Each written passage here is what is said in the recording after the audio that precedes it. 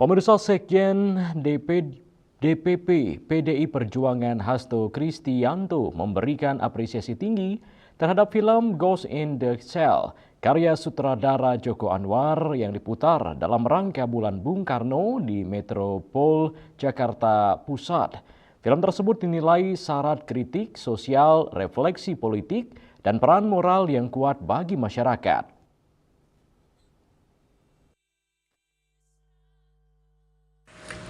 Sekjen DPP PDI Perjuangan Hasto Kristianto memberikan apresiasi tinggi terhadap film Ghost in the Shell karya sutradara Joko Anwar yang diputar dalam rangka Bulan Bung Karno di Metropol Jakarta Pusat.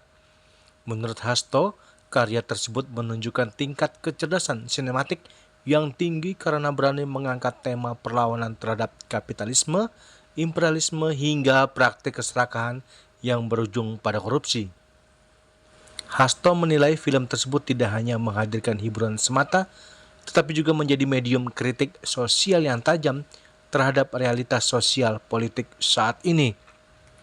Salah satu yang ia soroti adalah penggambaran karakter pengusaha tamak yang tetap menikmati kemewahan meski telah terjerat kasus korupsi. Menyaksikan suatu film dari Joko Anwar yang menurut saya sangat cerdas.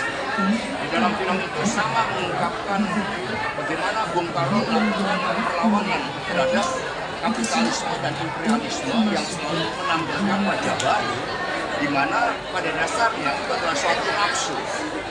Nah, di dalam film ini Joko Anwar dengan sangat cerdas menyampaikan bagaimana ada pengusaha yang sangat tamak, sehingga ketika dia ditangkap di penjara pun karena kasus korupsi, maka pengusaha yang namanya Prakarsa Pita Buming ini kemudian masih menikmati kemewahan yang luar biasa, dan kemudian yang kritik sosialnya dia berasal dari Solo. Nomor registrasinya 2106-1961. Ini sangat simbolik. Maka ini film yang mencerdaskan, dan kami sangat mengapresiasi bahwa dari film Ghost in the Shell ini menunjukkan suatu tingkatan peradaban di dalam pembuatan suatu film yang penuh dengan kritik sosial. Ya, kader-kader PD Perjuangan wajib menonton dan semuanya untuk melihat pesan-pesan yang disampaikan, meskipun nampak ada kengerian, tetapi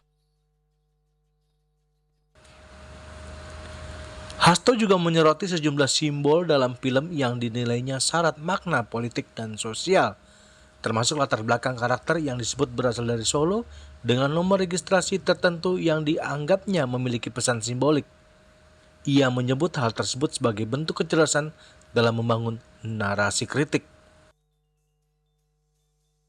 Dari Jakarta, Julius Wate dan Ketut Sumadiasa melaporkan.